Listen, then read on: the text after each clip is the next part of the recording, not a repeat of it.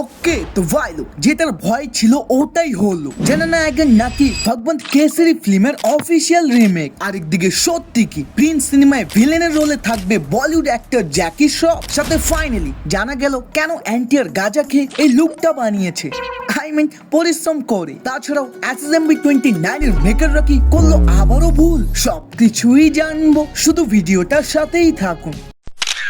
প্রথমেই কথা বলি প্রিন্স মুভিটা নিয়ে। ভাই সোলজারের শুটিং শেষ হলে ডাইরেক্ট শাকিব খান প্রিন্স সিনেমার কাজে লেগে পড়বে, যেটা নিয়ে বলা হচ্ছে আই থিঙ্ক ডিসেম্বর মাস থেকে প্রিন্সের শুটিং চালু হতে পারে। বাট বর্তমান তো ভাই জ্যাকি শ্রফের নিউজটা ফেসবুকে খুবই ভাইরাল হচ্ছে যে প্রিন্স সিনেমায় শাকিব খানের বিপক্ষে জ্যাকি শ্রফ ভিলেনের রোলে থাকবে। যেটা শুনে তো ভাই সাকিবিয়ানরা নাচানাচি শুরু করে। তবে ভাই আমি গুজবে না, রিয়েলিটিতে বিশ্বাস করি। ভাই আপনারা যদি জাস্ট কয়েক সপ্তাহ পিছনে যান, দেখবেন এর আগে প্রিন্সের ভিলেনের চরিত্রে প্রসেনজিৎ চ্যাটার্জির নাম উঠেছিল, তো এখন জ্যাকি শ্রফের। মানে এখন আপনি নিজেই ভাবুন যে কোনটাকে সত্যি মানবেন। তবে আমার হিসাবে এই দুইটা আপডেটের মধ্যে একটাও যদি সত্যি হয়, লিটারালি মুভিটার হাইপ নেক্সট লেভেলে চলে যাবে। কিন্তু হতাশ হয়ে বলতে হচ্ছে অলমোস্ট এই দুইটা নিউজই ফেক। হ্যাঁ, জ্যাকি শ্রফকে এই মুভি রিলেটেড একটা স্ক্রিপ্ট অবশ্যই শোনানো হয়েছে, বাট তিনি ওটা রিপ্লাইয়ে হ্যাঁ বা না কোনো কিছুই বলেনি।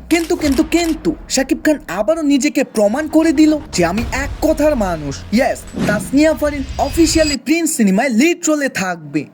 এখন কথা বলি জননায়কন মুভিটা নিয়ে। ভাই আপনাদের অনেক আগেই বলেছি Thalapathy 69 it's not a film. আমার জন্য এটা ইমোশন, কিন্তু আমার এই সব ইমোশনেই এজ বিনোদ পানি ঢেলে দিল।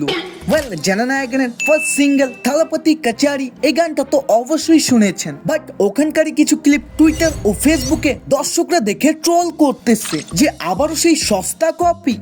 যদিও আমরা এটাকে কপি বলতে পারবো না, কারণ রিপোর্ট অনুযায়ী বিজয় স্যার নিজে ভগবন্ত কেসরি দেখার পর ওখানকার একটা সিন দেখে ইমপ্রেস হয়। দেন এরপর তিনি ডিসাইড করে ভগবন্ত কেসরির ওই সিনটাকে আমার জননায়কন মুভিতে রিক্রিয়েট করব। তাই তো মেকাররা অনেক আগেই ভগবন্ত কেসরি মুভির অফিসিয়াল রাইটের রিমেক অনেক চড়া দামে কিনেছে, যেন কেউ কপি না বলে। এখন কথা বলি ড্রাগন মুভিটা নিয়ে। ভাই আমি আপনাদের এর আগের ভিডিওতেই বলেছিলাম যে জুনিয়র এনটিআর কে যখন প্রশান্ত নীল এরকম একটা লুক দিয়েছে, তাই অবশ্যই তার মাথায় কোনো বড় একটা প্ল্যানিং চলতেছে। ওয়েল, ফাইনালি ওটা নিয়ে আপডেট আসে। এনটিআর নীলের ফুল টিম খুব শীঘ্রই ইউরোপে যেতে চলেছে এই সিনেমার দুইটা শুটিং এর জন্য। প্রথমত সিনেমার শুরুতেই তারা একটা অ্যাকশন দৃশ্য দেখাতে চায়, যেটারই সিকোয়েন্স তারা খুবই ধামাকা ভাবে তৈরি করতে চলেছে ইউরোপে। দ্বিতীয়ত একটা গানের জন্য। কিন্তু ম্যান আপডেট হলো জুনিয়র এনটিআর এখানে ডবল রোল থাকবে। ইয়েস, ওটার জন্যই মূলত আমরা রিসেন্ট টাইমে তাকে এত রোগা পাতলা দেখতেছি। এখন কথা বলি SSMB 29 মুভিটা নিয়ে। ভাই পরশুদিন এটার একটা সং রিলিজ হয়, যেটা শোনার আগে ইউটিউব স্ক্রল করার সময় যখন এটা আমার সামনে আসে, আমি তো ভাবি ধুর আবারও সেই সস্তা পোস্টারের মতো, এটাও হয়তো অ্যাভারেজ হবে। কিন্তু তারপর যখন ভাই আমি এটা শুনলাম, आग लगा दी आग लगा दी आग लगा दी। মানে ভাই লিরিক্সের আগাল করা তো মাথায় কিছু ঢুকে না, বাট হেডফোন লাগিয়ে এটা শোনার মজাই অন্যরকম আসতেছিল।